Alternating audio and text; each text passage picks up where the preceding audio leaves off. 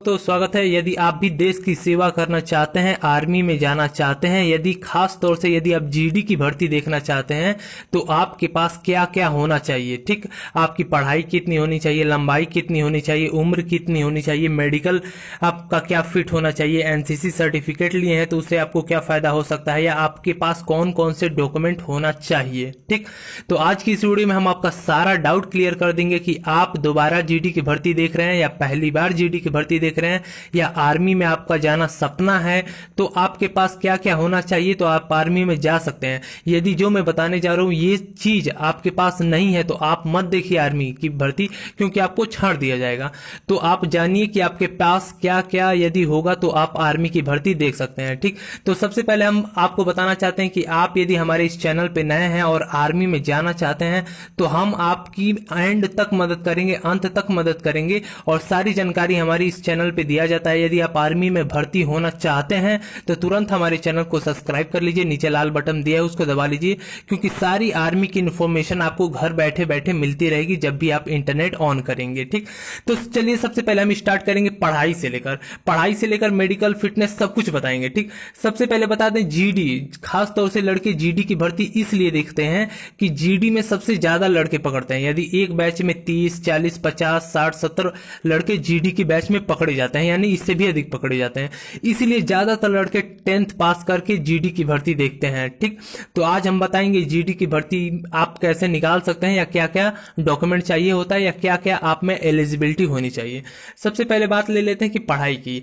आप 10th पास होने चाहिए। ठीक, किसी भी बोर्ड से आप 10th पास होने चाहिए। अगर 10th पास हैं तो आपका 45% ऑल ओवर आपका परसेंटेज होना चाहिए। हर एक विषय में आपका 33% होना चाहिए। हर एक विषय में, हर एक सब्जेक्ट में आपका 33 से ऊपर नंबर होना चाहिए। टोटल आपका 45% होना चाहिए अगर आप क्लास 10th पास हैं तो। ये तो मैंने आपकी पढ़ाई की बात बता दी, इसमें ये भी बताऊंगा आपकी उम्र। चलिए बात आ जाती है 17.5 से आपका 21 साल एज होती है जीडी की भर्ती देखने के लिए। ठीक, तभी आप जीडी में जा सकते हैं। ठीक, नहीं तो आपको उसके बाद टेक्नीशियन या क्लर्क या अदर कोई देखना पड़ता है, ट्रेडमैन वगैरह।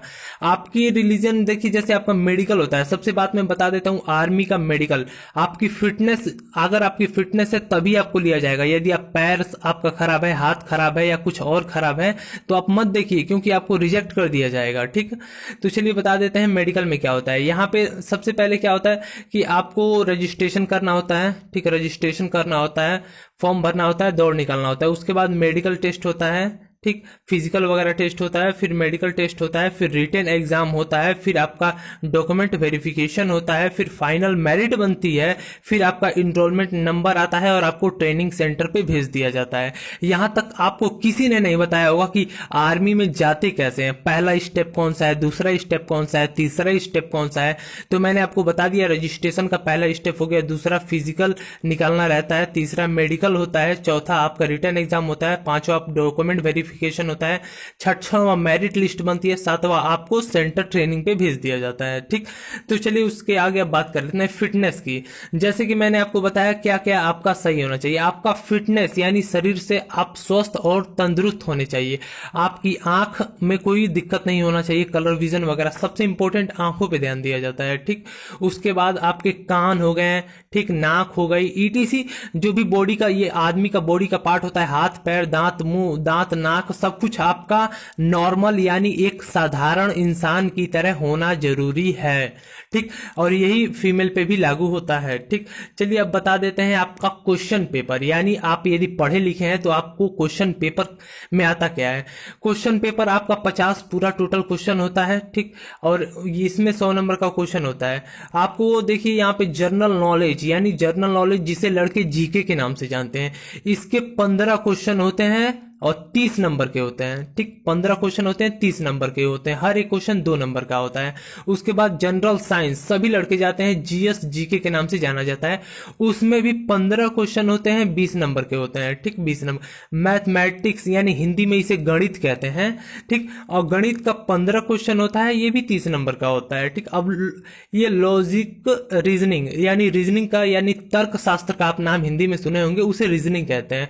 उसमें भी 5 क्वेश्चन बनाते हैं और 10 नंबर का होता है। टोटल 50 क्वेश्चन हो गए, हर एक क्वेश्चन 2 नंबर का होता है। 100 नंबर का आपका पेपर होता है और 100 नंबर का आपका फिजिकल होता है, तो इसे मिला के 200 नंबर हो जाते हैं। ठीक है, तो यहाँ पे आपका कोई भी डाउट हो तो पूछ सकते हैं जीडी की भर्ती से संबंधित। चलिए अब बताते हैं, यदि आपके पास एनसीसी का सर्टिफिकेट है तो आपको क्या क्या फायदा होगा। ठीक, देखिए यदि आप एनसीसी होल्डर हैं, यानी आपके पास एनसीसी का सर्टिफिकेट है, यदि एनसीसी का सर्टिफिकेट ए है तो 5 नंबर आपको लिख के मिल जाता है। ठीक, आंख बंद करके आर्मी वाले 5 नंबर देते हैं। अगर एनसीसी सर्टिफिकेट बी है तो आपको 10 नंबर मिलता है आंख बंद करके। यदि एनसीसी सर्टिफिकेट भी है यानी सी है तो आपकी किस्मत खुल जाती है।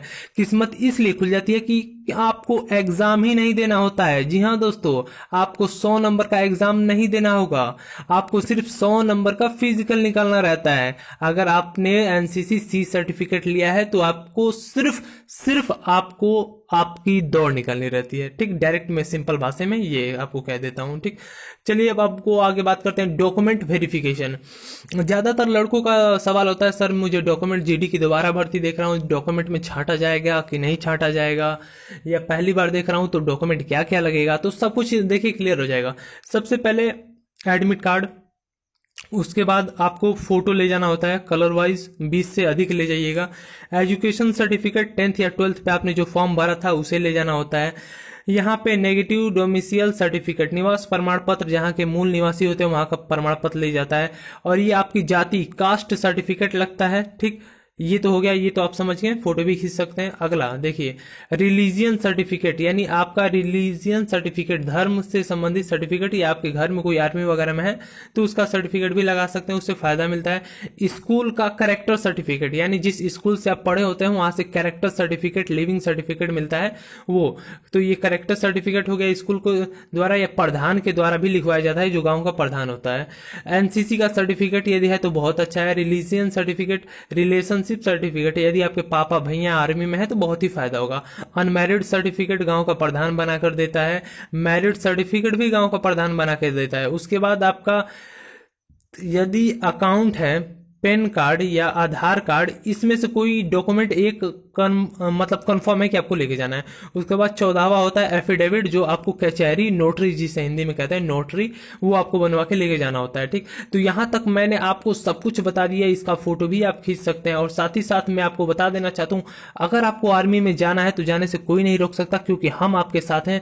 और अगर आप हमारे चैनल को सब्सक्राइब करते हैं तो सारी जानकारी आपको दी जाएगी टाइम टू टाइम, और आपको आर्मी में जाने से कोई नहीं रोक सकता। इन जवानों के बीच में अगला नंबर आपका है। जी हाँ दोस्तों, मैं भगवान से दुआ करूंगा कि अगला नंबर आपका जल्दी से जल्दी आ जाए। ट्रेनिंग वगैरह सब कुछ हमारी वीडियो में बताया जाता है कि क्या कैसे होता है, सब कुछ बताया जाता है। तो चैनल को तुरंत सब्सक्राइब कर लिए, अब तक हमारे आप चैनल पर नए हैं, नहीं जुड़े हैं तो तुरंत सब्सक्राइब कीजिए, ताकि हर एक ज्वाइन इंडियन की आर्मी की खबर आपको मिलती रहे। जय हिंद दोस्तों, यहां तक देखने के लिए वीडियो शुक्रिया।